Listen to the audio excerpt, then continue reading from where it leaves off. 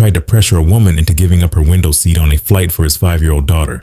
But when she refused, things escalated fast, turning into a tense showdown of reason, self-respect, and subtle manipulation at 30,000 feet. Sierra Daniels, 29, from Chicago, was the kind of person who cherished the rare quiet moments in an otherwise busy life. She wasn't big on small talk during flights, didn't care for idle chit-chat with seatmates, and definitely didn't enjoy being disturbed once she'd mentally checked out. So, when she booked her flight from San Diego to Denver for a quick work trip, she paid an extra $48 just to secure a window seat in row 17F. It was her little sanctuary in the sky. A view, a wall to lean on, and a temporary escape from the world. Boarding that Boeing 737 that morning, Sierra came prepared with just 3 things: an unread novel, a pair of noise-canceling headphones, and a single goal: to be left alone. She slowly placed her carry-on in the overhead bin, sank into her seat, buckled her seatbelt, and let out a soft exhale, like she had just stepped out of the chaos of life and into her own personal bubble. The cabin filled up steadily. Passengers shuffled down the aisle, overhead bins slammed shut, flight attendants smiled and moved with practiced ease. Everything about the moment felt pleasantly ordinary, almost peaceful, until she heard slow footsteps stop beside her and a man's voice calmly but firmly say, "Excuse me, but I need you to give up your seat for my daughter." Sierra looked up, not quite sure she'd heard him right, and locked eyes with a sharply dressed middle-aged man and a little girl, no more than 5, clutching a worn-out teddy bear, her wide eyes filled with nervous fear. That's when everything started to shift. Sierra needed a second to process. What the man said wasn't really a question, definitely not a polite request. It was a command, disguised in civility. The man standing in front of her was tall, probably in his mid to late 40s, with neatly combed salt and pepper hair and a pressed button-down shirt. A Rolex glinted beneath the cabin lights. Beside him stood a little girl, maybe 5 years old, with messy blonde hair, hugging a worn-out teddy bear. Her wide, anxious eyes avoided Sierra's completely. "She's scared of flying unless she's by the window," the man added, like it was the most obvious thing in the world. "I need you to switch seats." Sierra raised an eyebrow slightly. She'd dealt with this kind of person before, the type who believed their words carried more weight than everyone else's, the kind who assumed that wanting something was enough reason to get it. She took a breath, keeping her tone calm but clear. "I'm sorry, but I booked this seat in advance. I paid extra for it." The man, she now caught his name, Gregory Miller, from the luggage tag on his carry-on, looked momentarily surprised, like being told no was completely foreign to him. But within a heartbeat, that surprise shifted into a tight, performative smile. "You know," he said, "it's just a seat. I think an adult could understand a scared little girl's needs." Sierra held his gaze and replied simply, with quiet certainty, "And I'm still keeping my seat." For a moment, Gregory said nothing. Then he looked down at his daughter, who still hadn't said a word, and spoke loudly enough for the nearby rows to hear. "I'm sorry, sweetheart. Some people just don't care about kids anymore." Sierra felt a chill run down her spine, not because the words made her feel guilty, but because of how he said them. Calculated, loud enough to invite judgment, soft enough to seem innocent. A few passengers glanced their way. A woman 2 rows back frowned.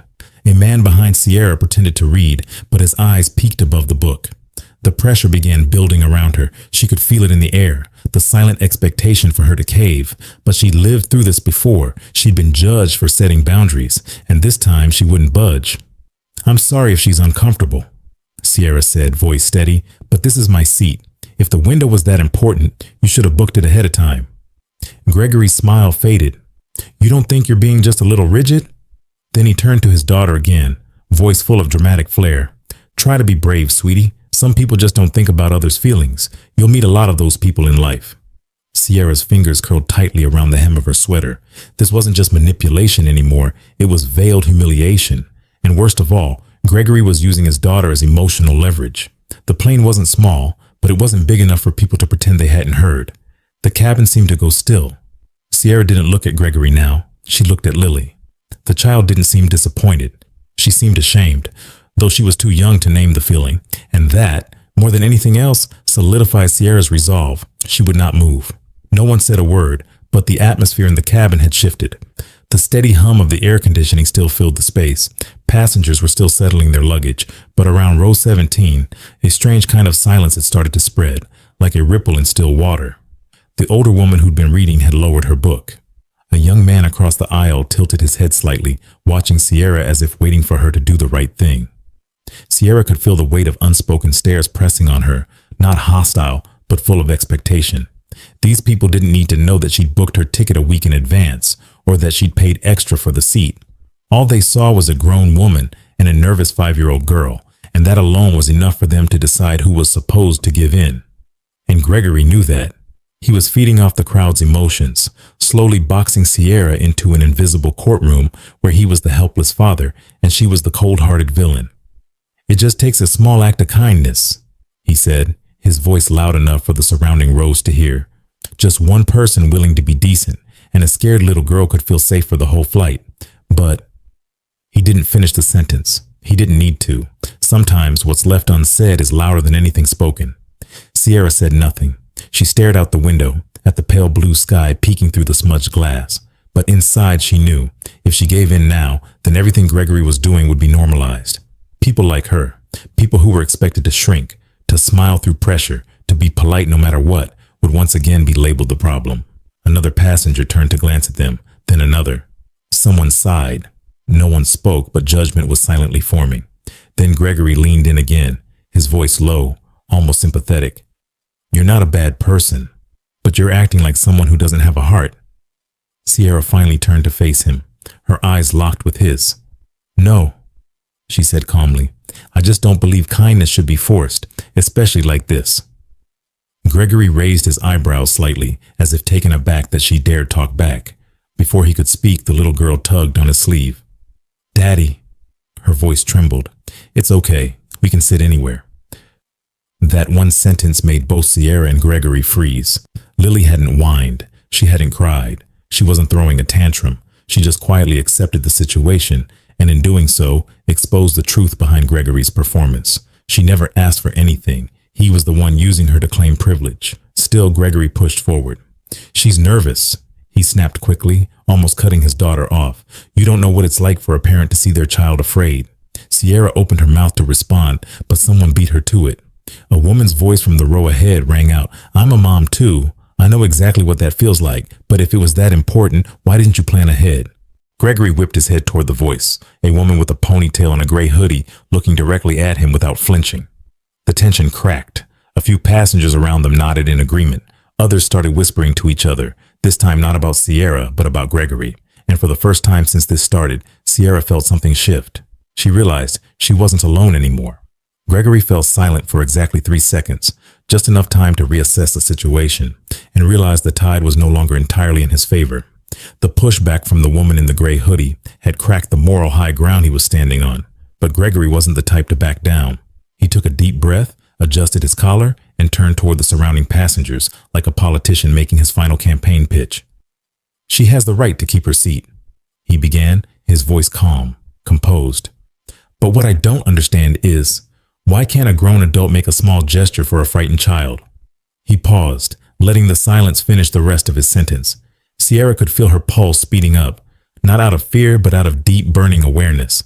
She recognized this tactic, flipping the narrative, turning from aggressor to victim in the blink of an eye. The mood inside the cabin had clearly split. A man near the aisle muttered under his breath, "Honestly, it's just a seat." A middle-aged woman frowned. "What about the little girl? She looks terrified." But then another voice rang out, this time from behind Sierra. "She paid for that seat. He has no right to pressure her." Gregory glanced toward the speaker, a man in a forest green hoodie and wire-rimmed glasses, with a quiet but firm presence. He wasn't even looking at Gregory. His eyes were on the flight attendants, silently signaling, "It's time to step in." Sierra took a deep breath. She knew she wasn't alone, but that didn't make the pressure disappear. Crowds always had two faces, and sometimes their silence was louder than words. Gregory wasn't done. "I don't need anyone to take my side," he said louder now, his frustration creeping in. "I'm just disappointed. Disappointed that indifference has become normal. A scared little girl is being ignored. And that says a lot about who we are as a society." A quiet stir rippled through the cabin. People were no longer just spectators. They had become a jury, and Sierra was the one on trial. She knew this position all too well. She saw it in the hesitant glances, in the way some people looked down to avoid eye contact, in the guilty furrowed brows of those who wanted to say something, but chose not to. Gregory, sensing the crowd wavering, played his final emotional card. You really have no shame, do you? Look at her. She's shaking, and yet you're clinging to that seat like it's the last thing you have. Sierra gripped the armrest tighter. Inside her chest was a storm of exhaustion, anger, and quiet sadness. Not over the seat, not over the looks, but because it was always her who had to be the bigger person. Always her who had to smile, bend, sacrifice, for peace, for optics, for others' comfort. Not this time. I'm not selfish, Sierra said, her voice rising just slightly for the first time. I'm protecting my rights, just like everyone else here would. Silence. Then a few nods. Someone said quietly, she's right. Gregory flushed a deeper shade of red. He turned to the woman across the aisle, grasping for another ally. Do you think this is kindness? A child is scared, and this woman is... She's right. The woman cut him off. If that window seat mattered so much, you should have booked ahead. This time, there was a small wave of light applause. The whole cabin seemed to exhale at once, but Gregory didn't. He stood frozen, lips pressed tightly, eyes flashing. He was losing control, and he knew it. Sierra, watching him quietly, also knew one thing with certainty. Men like him never give up easily. The light applause faded into a thin layer of silence, and Gregory had already begun to crack it from the inside. He stood still, but his whole body was tense, his face flushed red, eyes scanning the cabin like he was searching for allies or enemies. Sierra didn't even need to look to know he was mentally flipping through every possible justification to hold on to his position as the victim. But what he was losing wasn't just the support of the crowd, it was control. And when a man used to getting his way starts to feel powerless, what's left is anger. Gregory turned back to Sierra. This time there was no fake smile, no thin layer of civility. He leaned in, close, too close, and his voice dropped to a hiss. You must be real proud of yourself, clinging to that seat like the world owes you something. Sierra didn't answer. She didn't blink. She held his gaze, steady and unwavering, but inside a fire lit in her chest, not because of what he said, but because of the way he said it, like she was beneath him, like having boundaries meant she was selfish, difficult, a problem to be handled. Gregory sneered again, voice sharp and low just for her. You're not the victim here, so stop pretending. That's when Monica's voice cut through the tension like a blade. Sir, I'm going to need you to step back from the passenger. Monica had returned, this time with David, the tall, broad-shouldered male flight attendant who looked like someone you definitely didn't want to mess with. They stood together unshaken, their eyes fixed on Gregory. The air in the cabin thickened. What had been a tense standoff was now a full-on spectacle. Passengers turned to look, no longer pretending not to notice. Everyone could feel it. This had gone too far. Gregory looked at Monica, then snapped. So you're taking her side? A complete stranger over a father? Monica's tone didn't flinch. I'm taking the side of the passenger who's being harassed. There was a faint murmur in the cabin. And oh wow, from somewhere in the back. Not out of shock, but because someone had finally said what everyone was thinking. Gregory scoffed, turning as if to walk back to his seat. But just before stepping away, he threw one last dagger. I wouldn't want my daughter sitting next to someone like you anyway. Sierra didn't look at him. She didn't need to. The words hit harder than anything else he'd said, because this time it wasn't just a jab. It was a line drawn in prejudice, and they both knew it. Monica's face hardened. Mr. Miller, she said firmly, if this behavior continues, we'll have no choice but to remove you from the flight. Gregory paused. This was the moment. All his imagined power, his status, his watch, his role as a father, none of it mattered here. He turned, mouth slightly open, but before he could speak, David raised the radio in his hand. Captain, we've got a situation. Passenger becoming disruptive, requesting next steps. The captain's voice came through, calm and firm. Hold him at the front. Do not allow him to return to the cabin. Ground staff will meet you at the gate. The entire cabin went still. Lily, who had remained quiet the whole time, now shrunk into her seat, hugging her teddy bear so tightly it looked like it might burst. Sierra glanced at the little girl and felt a pang of something strange. Not anger, not pity, just a heavy kind of sadness. Lily didn't deserve this, but her father had dragged her into it, not out of protection, but because he needed a prop for his performance. David stepped forward gently. Sir, please come with us to the front of the plane. Gregory gripped his leather briefcase, jaw clenched, and walked forward stiffly, like a man leaving a battlefield he never expected to lose. Gregory walked slowly toward the front of the plane, each step heavy with humiliation. No one touched him, but nearly every passenger's gaze felt like invisible hands peeling back the last layers of his pride. Sierra didn't turn to look. She just sat still, quietly, one hand resting on the armrest, her back pressed against the window, as if anchoring herself to the one peaceful thing she had left, the decision not to give in. Monica and David followed a few steps behind Gregory, their eyes cold, their authority unmistakable. Once the three of them disappeared toward the front, a soft ripple of murmurs began to spread through the cabin. A few passengers nodded, some whispering things like, finally, or that guy had it coming. But Sierra didn't feel relieved. Not at all. She wasn't happy. She wasn't smug. What she felt was a strange emptiness, an exhaustion that pulsed through her chest and settled like a stone. Because deep down she knew, if this had happened to someone else, someone younger, less experienced, less composed, they might have folded. They might have given in just to avoid the storm. A woman across the aisle leaned toward her and said quietly, "You were strong." Most people wouldn't have held their ground like that. Sierra nodded but didn't answer. She offered a polite smile, but her eyes were full of thoughts she couldn't quite voice yet. Then her eyes drifted, almost instinctively, toward the seat Gregory had left behind. Lily was still sitting there alone. The little girl had curled up in the corner of her seat, still clutching her teddy bear. She wasn't crying. She wasn't making a sound. She was just quiet. The kind of quiet that didn't come from calm, but from something broken and confused. Sierra felt her chest tighten, not because of Gregory, but because of Lily. The little girl hadn't asked for this. She hadn't wanted to be a pawn. She hadn't volunteered to be a weapon. And now, after all of it, she was left sitting in a crowd of adults, under a spotlight she never deserved. Monica returned a few minutes later. Her tone was softer now. She walked up to Sierra, leaned slightly, and said in a low voice, "We've informed the captain. Ground staff will meet the passenger when we land. He won't be continuing this flight." Sierra nodded. "Thank you," she said quietly. Monica hesitated, then added, this time with sincerity, "You did nothing wrong. Don't let the way he acted make you doubt that." Sierra gave her a long, steady look. She didn't need to say anything. Monica understood. Sometimes people like them needed to hear that more times than they should. Then the captain's voice came over the intercom. "Cabin crew, prepare for departure." The doors closed. The engine hummed. The plane shifted slightly as it pushed away from the gate. Sierra closed her eyes for a brief moment. Not out of fear, but because for the first time that morning, she finally had space to breathe. But just as the plane began to taxi, something jolted her back to full awareness. Gregory stood up at the front of the plane. He wasn't supposed to. He had been told to remain seated and away from the cabin. A flight attendant rushed toward him, but he ignored her. A sharp gasp moved through the rows. Passengers turned, startled. Gregory stared toward the center of the plane, toward Sierra. He didn't shout. He didn't make a scene. He just looked. And in that look was everything. Anger, frustration, resentment. Then he mouthed something. No one else heard it. But Sierra saw the shape of the words. She didn't need the sound. She knew exactly what he said. A final insult. That was the last straw. David appeared almost instantly, stepping beside Gregory with calm but firm presence. "Sir, this is over. Let's go."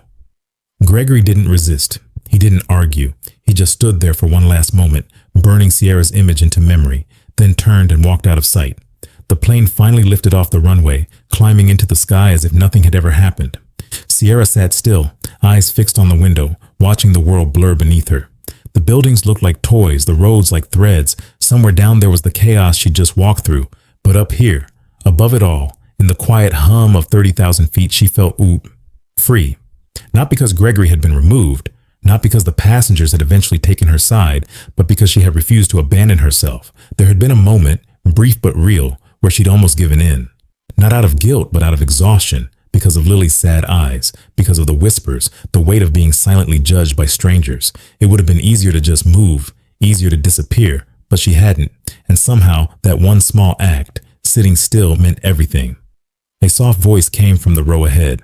The woman with the ponytail, the one who had spoken up earlier, leaned back slightly and offered a gentle smile. "You did the right thing, and it's not always easy to do the right thing when everyone's watching." Sierra nodded, returning a small smile, not triumphant, not proud, but at peace. As the flight continued, she reopened her book, slipped on her headphones, and for the first time that morning, allowed herself a full breath. She didn't know if anyone else would remember what happened today. Maybe they'd all forget, but she wouldn't. Because sometimes holding your seat isn't just about staying put. It's about holding on to who you are.